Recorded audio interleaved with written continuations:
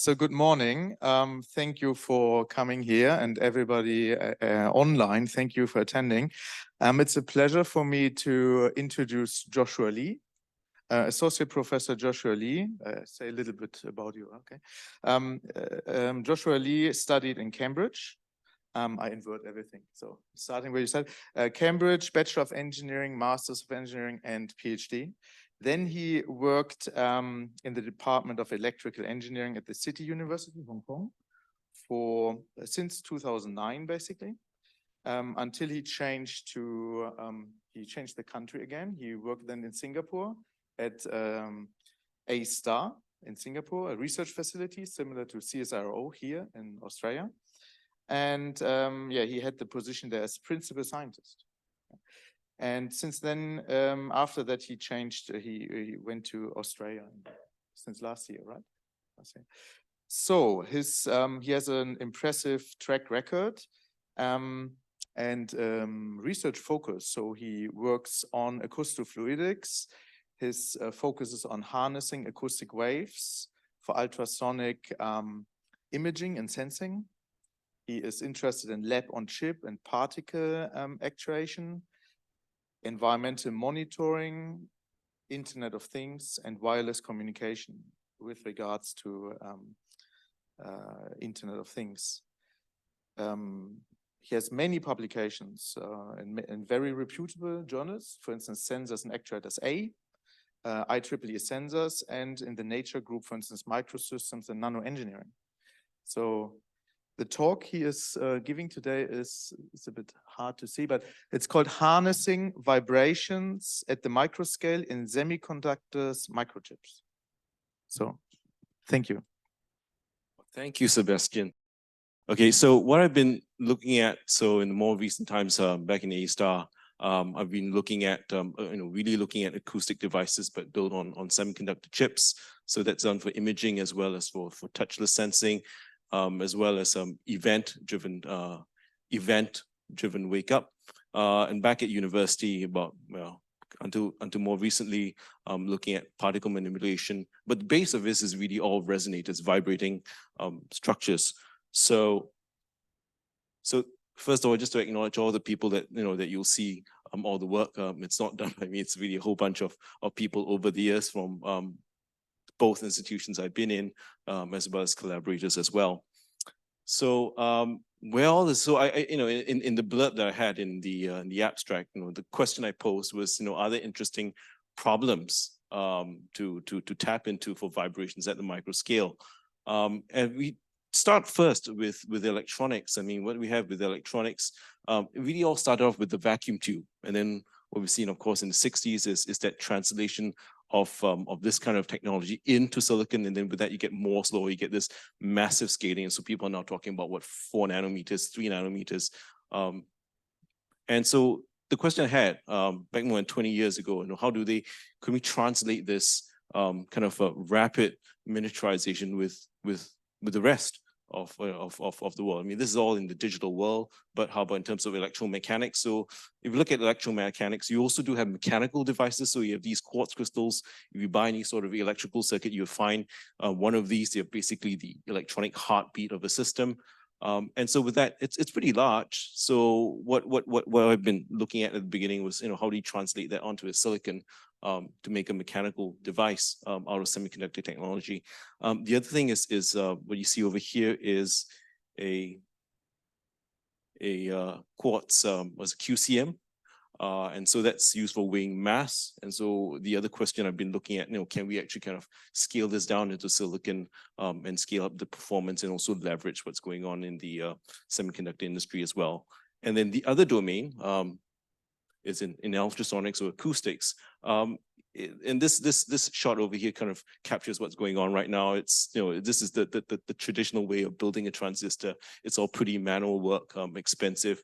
And if you look at the products they get out there, 60 years ago, this is what a transistor would look like. 60 years today, it's still the same. Nothing's really changed. And also in terms of the the images that we have down here, which is quite a few of them around. Nothing's changed very much. But the question is, can we actually translate each of these into silicon and create a new trajectory? So I'll start off first with where we all started at the beginning, which is silicon MEMS resonators. That way I can explain, you know, why we went in a certain direction. So first of all, with MEMS resonators, it's basically a mechanical device. It's a vibrating device at a mechanical resonance. The only thing about it is that it's in terms of its inputs and outputs, it's got an electrical interface. So at the input, you put a voltage that gets converted into a mechanical force, and then the output basically converts that mechanical deformation back into an electrical signal, either voltage or charge or a current. And so for electrical engineers, that's very useful because you can convert this into a circuit model, and that's a model with a whole bunch of parameters. And the reason why you want to do it in a mechanical domain is that you can get very high quality factor that you can't possibly get, or very difficult to get if you build it on a silicon chip with an inductor and a capacitor with IC technology. So with silicon MEMS, you can do a lot of interesting studies with it. So one of the things you can do is to look at dissipation. So this is an example of how high a Q factor you can get with these silicon resonators. You can, you know, pump it down in vacuum, you get a Q factor of up to 1 million. You can study effects, let's say thermoelastic dissipation when it stretches itself. You get these pockets of hot and cold. It's a phononic effect. And then we can model these effects. And you know, once you put these holes inside this, which sometimes you need that for the fabrication, what we show is that it actually drops the Q by, you know, from about 1 million all the way to 10,000. Still a very decent Q, by the way. But these effects, because the Q factors are so high, so they're very sensitive to these dissipation factors. The other interesting things that you can do is looking at non-linearities, because they are high Q devices, and so they go non-linear very quickly. And so one of the things that we looked at is, you know, material dependent non-linearity. So it's got nothing to do with the design; it's all purely to do with the material. So here it's the silicon itself. It's in terms of its elastic properties, it's anisotropic. So depending on how you orientate the device, you can get spring softening or you can get spring hardening. So spring softening means the harder you drive it, you can see that the resonance actually starts to turn towards the left or lower frequency. Hardening, the harder you drive it, then it gets harder and harder. And with that, you can build it all the way from the materials level. So we've done things like ab initio simulations to actually extract out the stress strain curve, and then construct it with the continuum mechanics model, and then connect it all the way up until you can build a systems model with a lump circuit model, and then you can run it on a circuit simulator. You know, all these effects of the non-linearities and its effect on the rest of the circuit. So what you can actually notice about this very high Qs, but there's a problem in terms of its applications. Is that the insertion loss of these devices is extremely high.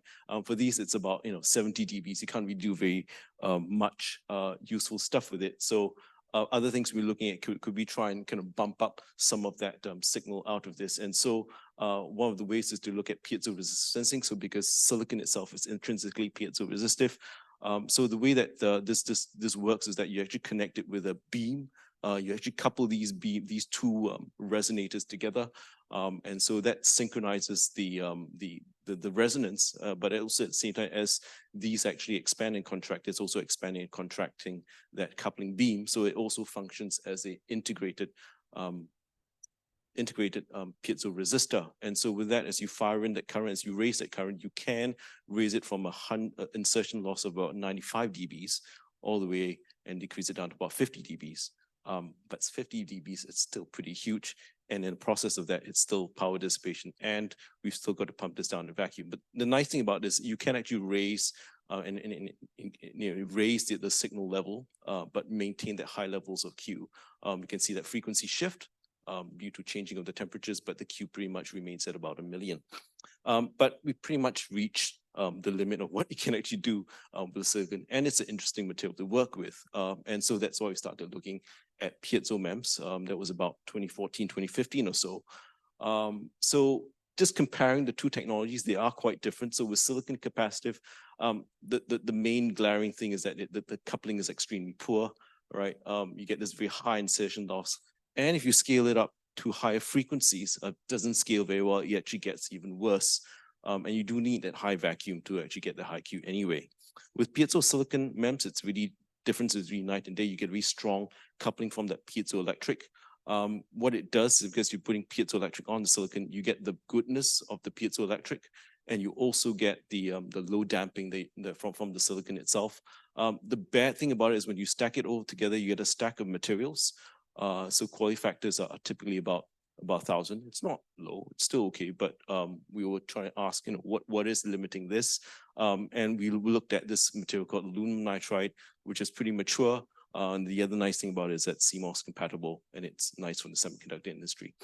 So day and night, down here you get 80 dBs of insertion loss. Right over here you get 15 dBs in air without the vacuum at all.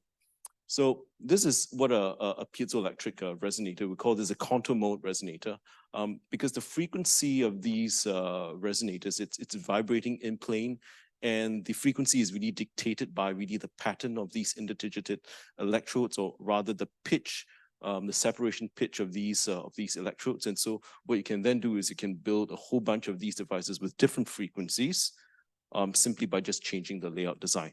And that's very, very nice. The problem we're trying to look at was that, well, we looked at all the papers, there was very little control and understanding of the Q factors that are coming out of this. So the objective was to actually gain a deeper understanding of the dissipation sources, because now we've got a stacked composite structure, not a monolithic structure anymore. And through that understanding to engineer higher Qs and lower insertion loss resonators. So looking at the damping sources in aluminum nitride and silicon, it really came down to two. That was a summary of what. So it's not actually, it's really a sum of all the dissipation factors. This is just a model. So it's not possible to actually measure each of these individual contributions. You sort of need to kind of speculate what's going on each and then try and isolate one for the other. You can build numerical models, but the best models that we had so far, they're just a ballpark estimate. You can't really go with it.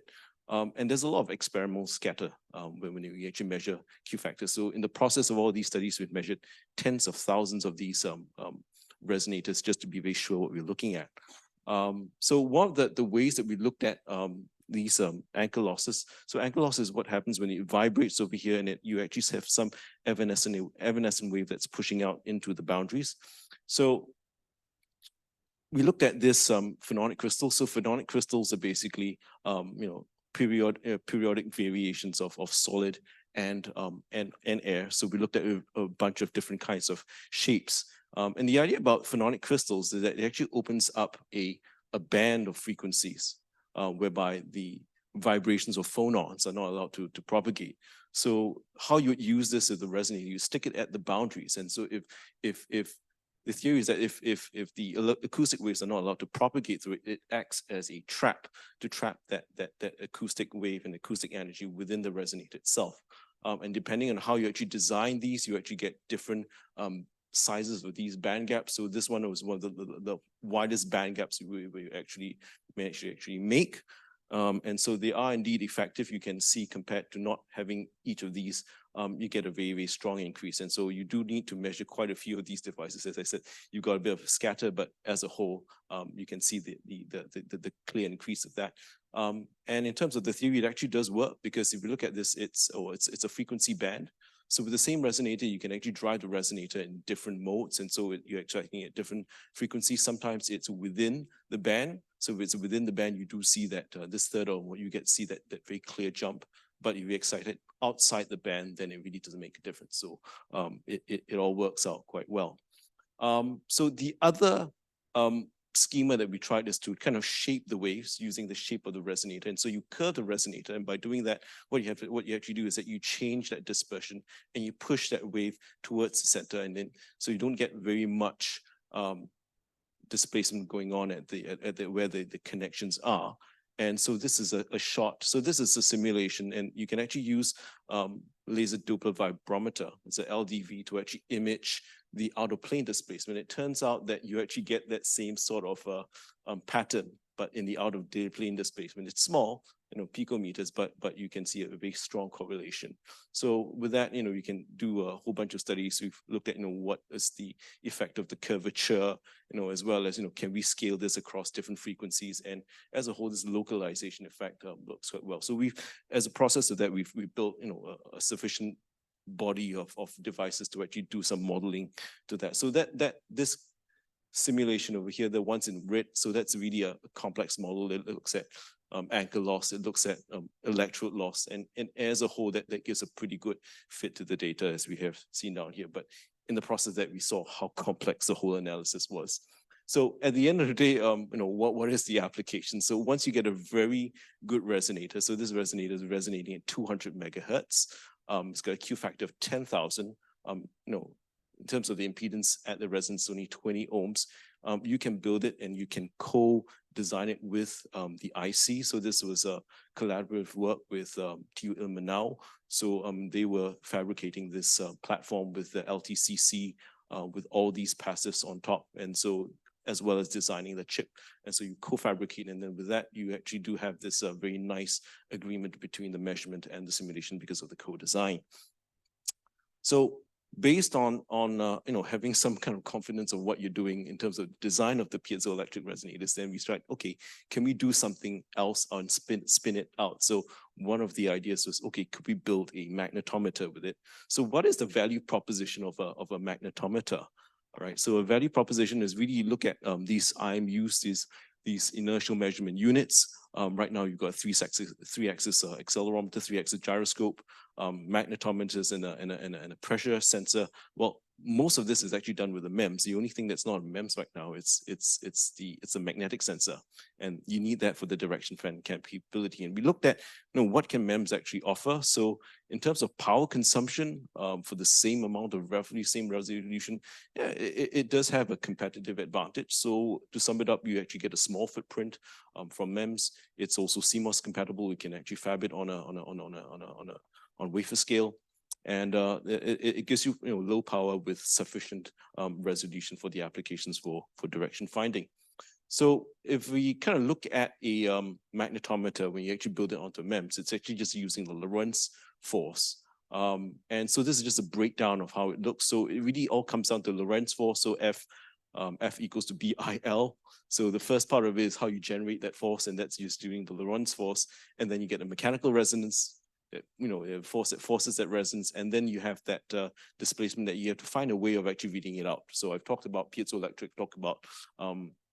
I've talked about capacitive. So if we look at analysis of what can you enhance and optimize, if you look at the first block, F equals to BIL, there's actually not much upside.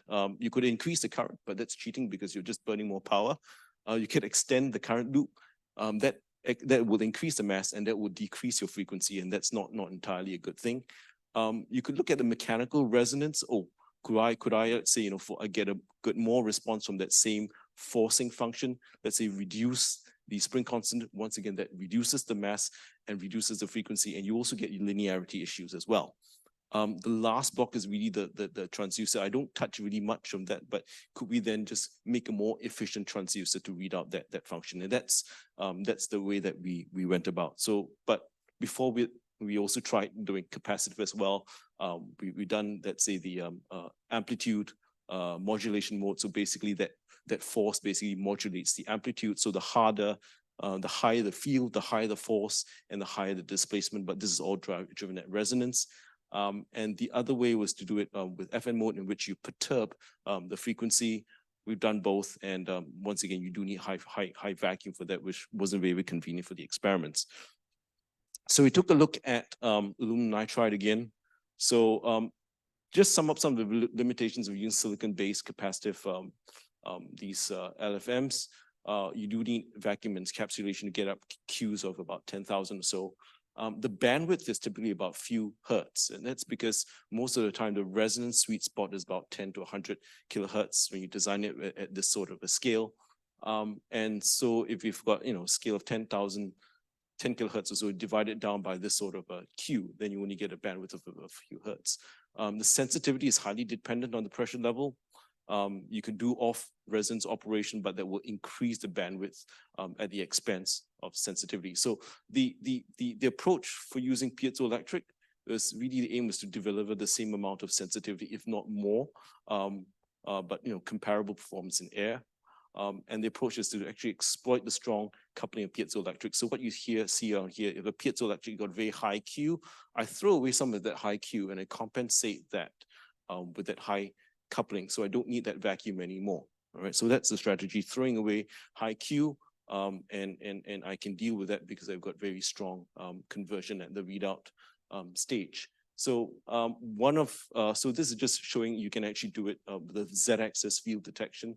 So this is just the device. It's basically two of these discs that you couple with a beam in between, and you run a current around each of this. And so as you run that current and you inject a field in the out of plane direction, it actually excites it in this sort of a breathing mode.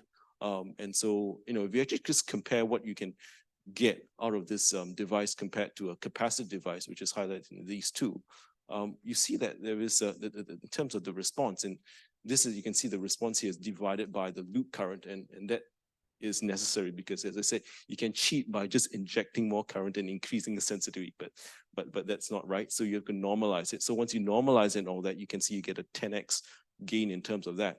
And this is done in air, and compared to vacuum. Vacuum, you've got these Q factors comparable, but it's different. And if you actually kind of just release some of that vacuum, then you can see that sensitivity goes all the way down with this reference over here. So it is highly sensitive to vacuum when you actually build it with a capacitive device. So that just is just illustrating the advantage of using piezoelectrics.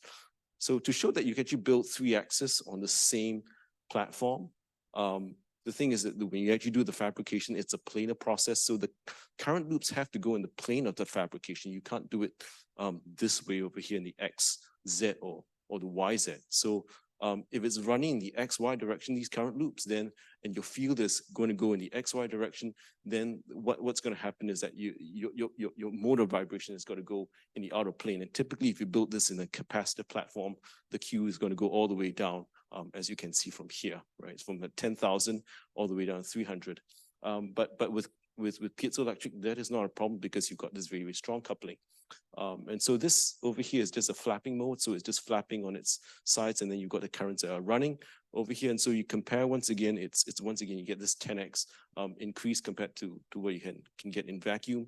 As I said before, as you did this is still vacuum over here. It's just not that high a vacuum. But once you drop down that Q, you can see a 10x further reduction in the responsivity. So we did show that you can get, using this, you can get something that is on par, but without the vacuum, it's not even better. So now that we kind of conquered these in air, we can operate in air. The next thing is, can we do this in liquid as well? And so all of this is coming from what is MEMS good for, and this is miniaturization. And so the promise of resonant mass sensing, or rather the premise of the promise, is that if you look at this equation over here, right, you've got resonance. So the frequency depends on the stiffness as well as the mass. So the idea is that if you put some mass, it will shift. In terms of the sensitivity, if you kind of miniaturize that mass, then relative to that mass, if you have a smaller mass, you would get a huge shift, right? So you get this gain in sensitivity by miniaturization. And so lots of papers have been written about this. You can get like ZEP 2 grams of resolution. We're using these NEMS resonators. So ZEP 2 gram is 10 to the power minus 21. It's a really small amount. And even if you do it in air instead of vacuum, you still get R2 grams, so 10 to the power minus 18.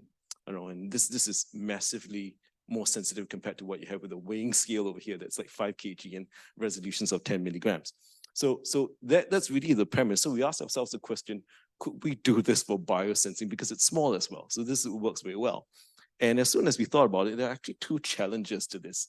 First is that if you try walking in air or running in air, it's not a problem.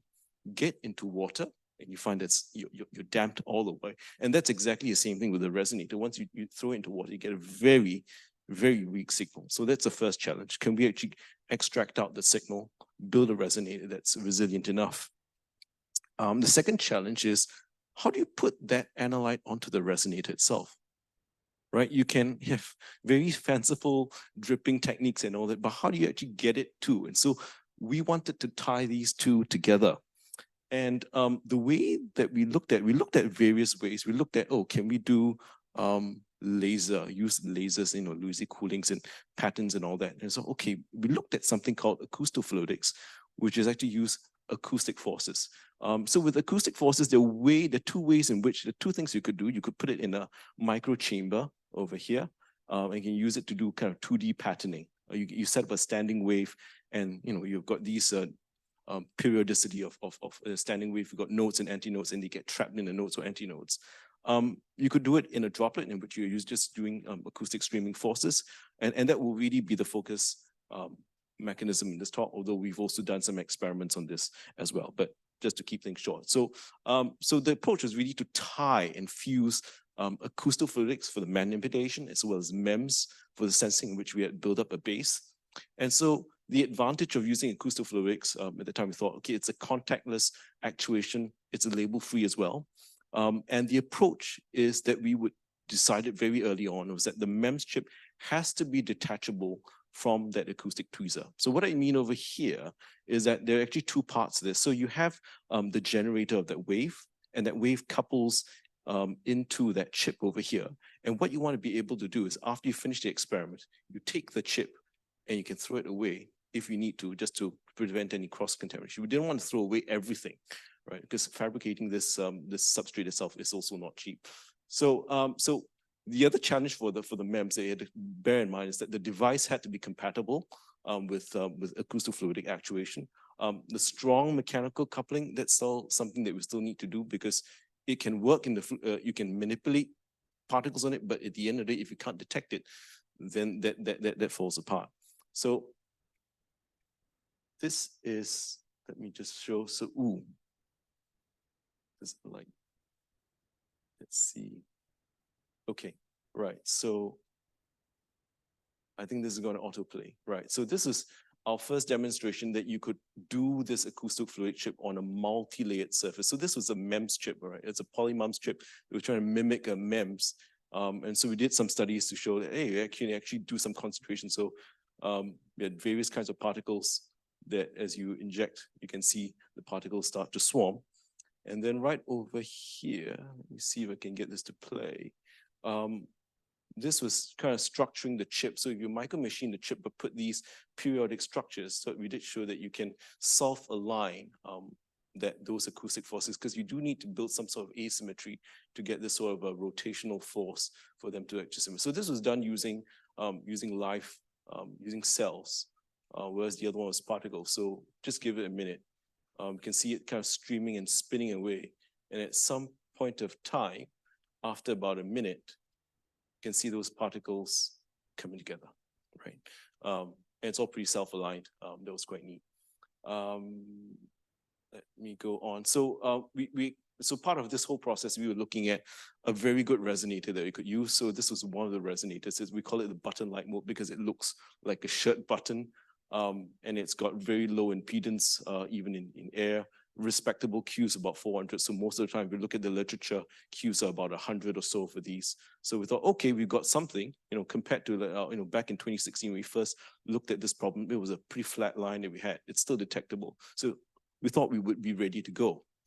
And then I got a call from the student saying, actually, it's not going to work with acoustofluidics. And part of the problem we looked at is, we had these gaps over here, and the liquid, as you were pumping in, externally, the fluid was just going all over the place. So I said, okay, we need to block those gaps over here. And so once you block those gaps, then you end up with a structure that is fully clamped. So when you have fully clamped structures, then the only resonance you can get is for it to go up and down.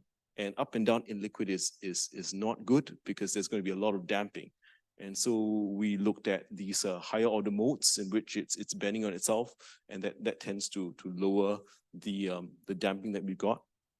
So what you have over here is that once again you get this injection of the wave, and that wave couples into the structure itself, and then it actually accumulates. So what you have at the beginning, before you have any excitation, you see that bubble, or you get to see the droplet, but you don't see any concentration of the particles. And then as you turn that acoustic energy on, it actually concentrates particles. If you zoom in there, nothing, because it's randomly distributed, so there's nothing on the resonator. But once you push those particles in with the acoustic energy, it actually concentrates, and you can actually see that shift in the frequency. The only problem was that we couldn't measure signal in liquid. So we had to dry off the liquid and measure it in air.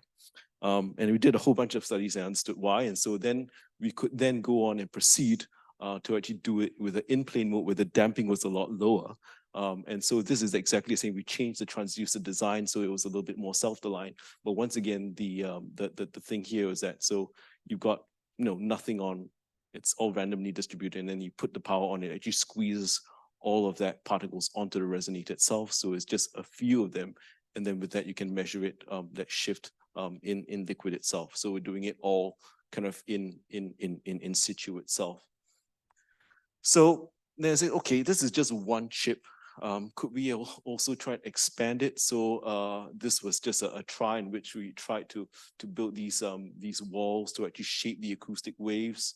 So the idea here is that if you just build these walls, you could actually shape it with four of these chips. You can put them all together, so you blast them, and at the same time, all four of them will be concentrated. And then we tried all the way until about 12 sites, and then with 12 sites, you can have simultaneous concentration. So the idea is that you can put multiple of these chips, and then after that, take out one of them and you do the measurement. With that, you can actually scale it up. But 12 was as far as we could get.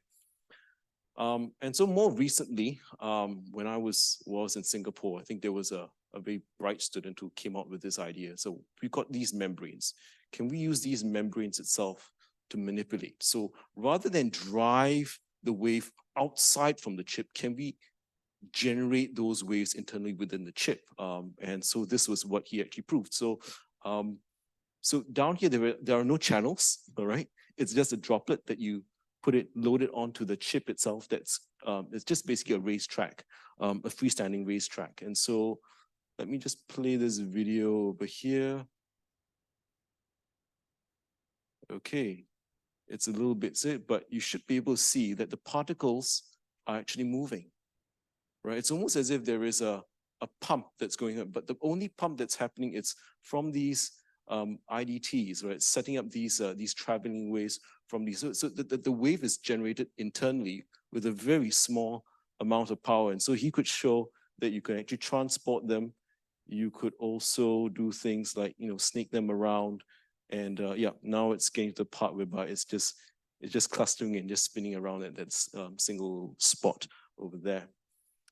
So we don't have to go all the way. You can actually generate it from the chip. So now I kind of change gears and talk about some of the stuff that I've been involved in for the last 3 years, which is to look at ultrasonic devices at the microscale. A lot of these are actually in conference papers because the devices only came out quite recently.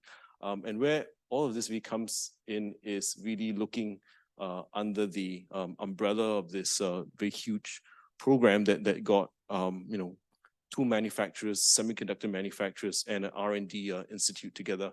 And really, this is a private public partnership on piezoelectric materials innovation. And the goal of this was to drive commercialization of new piezo MEMS products. So the idea here, most of the time, if you develop some idea on piezo MEMS, you need to find somebody to help you do some sort of a prototyping, and then prototyping, you need to beg somebody to take your prototype and make into low volume manufacturing. And then after that, when you pass that stage, you find somebody to do high volume manufacturing. And then by the time, a couple of handshakes, most of the time that thing falls apart. So the dream of this was to put everything all under one roof. You have the manufacturer, you have the R&D institute, and you also have the tool maker together. And you actually build everything all in one house to actually kind of streamline the whole process of ideation all the way down to productization. So the platform that we picked was ultrasonic devices. But why ultrasonic devices? So you can see them in drones. So you need drones for finding direction and range finding. Smart homes as well are another application. So presence detection.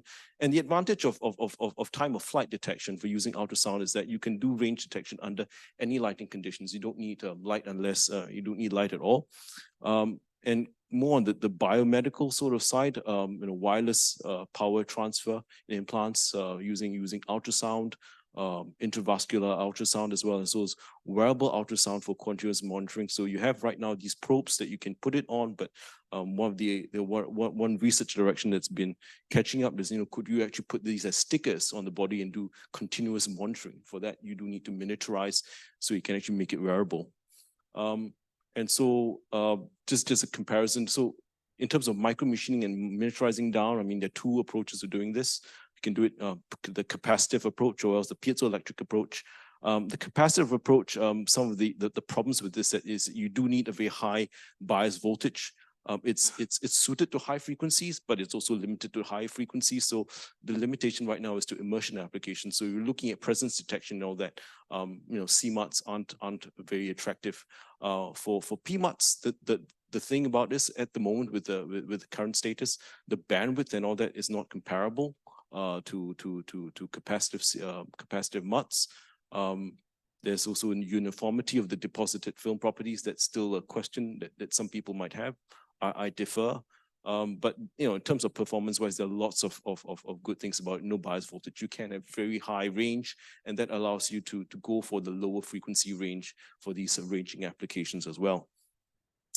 So, if you weigh between the mature materials for piezoelectric materials, so the two classes of materials, really aluminum nitride as well as PZT. So for actuation, you're really looking, that figure of merit is really the E31F coefficient, and so that PZT wins hands down. For sensing, you're really looking at the voltage response, in which case the picture really reverses over here, and then overall, which is really, you can kind of multiply these two together, you find that PZT is still overall a little bit better as a whole. So there are lots of so at that time in this program, the idea was to actually develop PVD sputtering technology for PZT as a pathway towards scaling up then the manufacturing process, and PMUTs were picked as the test bed. So these are some of the earliest results that we had out of them. So depending on how you actually scale the size of the device, you can scale the frequency, and depending on the frequency, the application is different. So for air coupled, that works at about 100 kilohertz. And just to illustrate, right? So what's happening over here is that you've got a very thin membrane, and on top of it sits this PZT, and that adds a bit of stress. All right, so it's actually stressed out, and what happens is that you can see you don't have you have pretty high frequency at the beginning, and as you start to apply a bias, what you do is that you actually act against that stress. You flatten that membrane, and then very soon what's going to happen is that it's you do get a drop in frequency. Quality factor also goes down, but what happens is that the coupling coefficient goes up, and it's a pretty decent coupling coefficient which you cannot get with any other kind of film. So PZT from that perspective is quite a winner. And if you do it in immersion, with just 5 volts peak to peak, you can get about 200 kilopascals, which is pretty high compared to most what other films you can do. So this was so the problem with comparing most of the time with films is that everybody makes a different device, different technology, and so it's very hard. And so this was the first kind of attempt to use exactly the same process, same design. The only difference is just that material stack being changed between scandium doped aluminum nitride versus PZT. And for PZT, both sputtered PZT as well as sol-gel PZT were being tested. So you do see that very, very, very sharp increase in terms of the transmit sensitivity. Receive sensitivity, most of the time you would have thought that, for scandium aluminum nitride, you would win hands down, but it wasn't actually. It was a little bit better. But then if you do overall the two-way sensitivity, the benefit from that PZT is pretty strong with a 20 dB enhancement for this. So that's really the benefits of PZT. So the last thing I will talk about very quickly is, well, everything I've talked about is generation of the waves from the chip itself. So the last thing is to look at what happens. How about the effect of vibrations on the chip itself? And so this was coming out of this smart city initiative. The idea is that how didn't you power millions of these sensors in the IoT? People talk about IoT, right? So and could you push some low-level decision-making to the edge of the network? So we look at conventional net sensors that we have today. They're active electronics that constantly consume power, and most of the time it's spent on processing irrelevant data. So you take this example of a truck that you want to kind of sound an alarm when some event happens. It's going on along. Most of the time nothing happens, and when it actually hits the hump and it's about to kind of like topple over, that's when you want to sound an alarm. But if you look at conventional sensors, they're just basically burning power, just processing all of this information. So what you want is, could we actually build a switch that actually, is only turning on when something actually happens? And so this is one conception, which is the acceleration sensor switch. So the idea here, you have a seesaw kind of accelerometer. So you integrate an accelerometer with a switch. And the idea is that when you have that trigger that comes, it actually has an integrated switch. It closes that switch, and then that powers the rest of the circuit over here. So in this case, the threshold was about 10 G, so 10 accelerations. And in order to get it down to this sort of level with a micro machine device, part of the trick or the demand was to actually be able to reduce that gap to just a sub-micron gap to actually get to that sort of levels.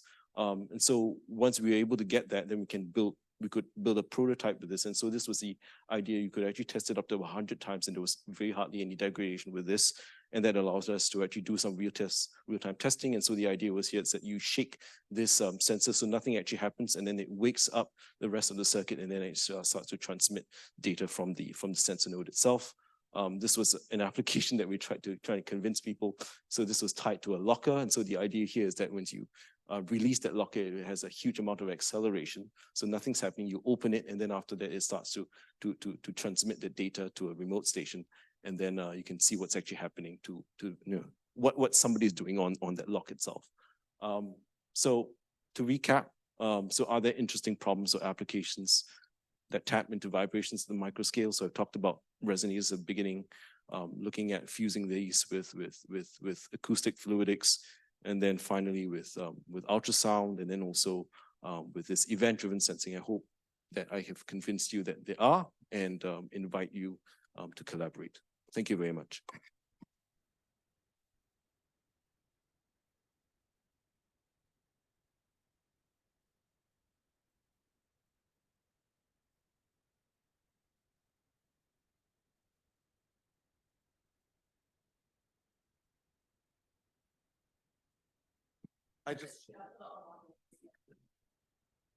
For the part of the talk where you talked about the liquids on top of your MEMS devices, did you initially not have a passivation layer there?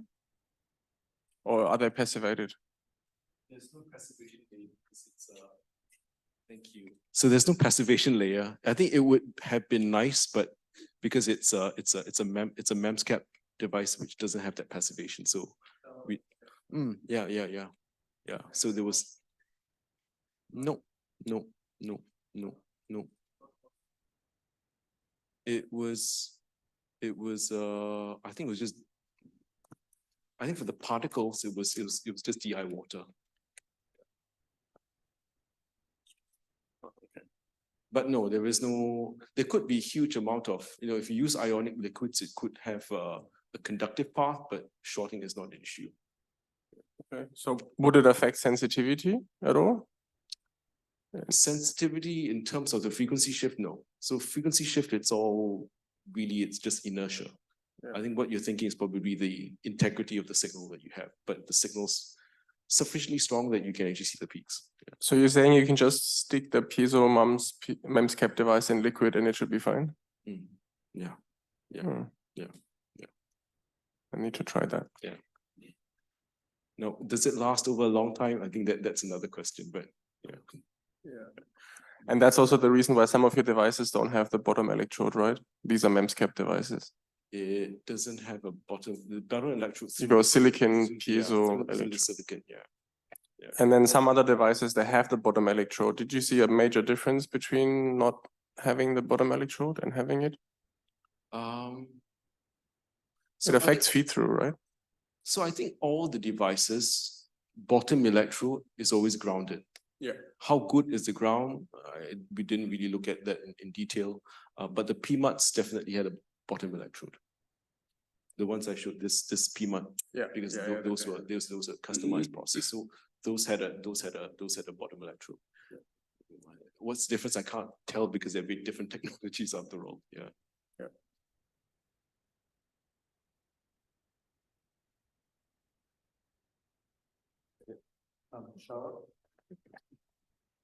Thanks, Joshua. I think the presentation was quite comprehensive. Wondering if we can go to, I do have a couple of questions, but maybe I ask the first one, if you can go to slide 18. Slide 18. Would you know what's the subject of the slide?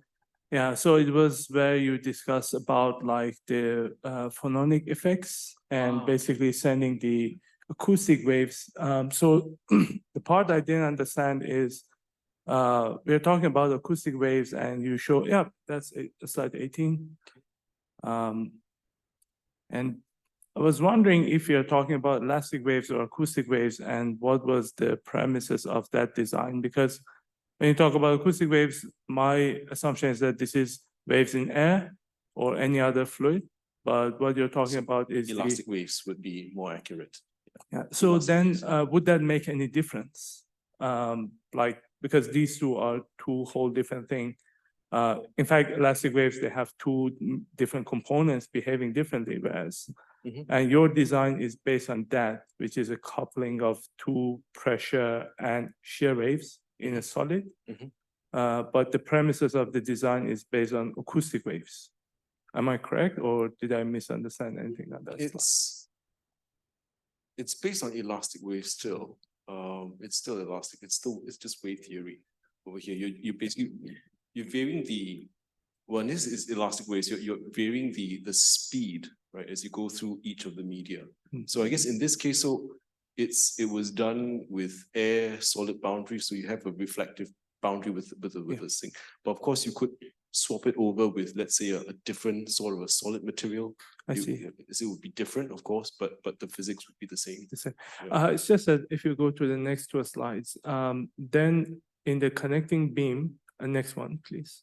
In the connecting beam, we see that this surface waves emerging, which is kind of nice. So have you ever considered that as a driver for the acoustic waves, generating acoustic waves? I mean, it would be similar to the IDTs, which has been used before, but now you're showing that something else is happening, which is. So this is really a side effect, very tiny. So is it, so this is, so with the LDV, it measures the displacements at the surface, right? Yeah. So, but what is actually happening is that it's a 3D sort of a bending. So although primarily it's stretching in the XY direction, rather primarily here, or XY direction, there is a little bit of bending moment in the outer plane as well, but it's small. Because to me, that's a very nice point of really harnessing the effect of vibration. And because it's a secondary effect, but it's showing nicely. And that's just wanted to raise this point that this might be something of interest, but if you don't think that's all good. It depends. So I think it is small. So as you can see from here, it's only 65 picometers. Yep. So that isn't going to give a lot of push. So that's the thing. I think you do need to get like nanometers of energy to actually have any considerable force. So that's the thing. So that's why I think if you're having a membrane that's flexing, that is the most effective because you're getting quite a bit of travel. Understand.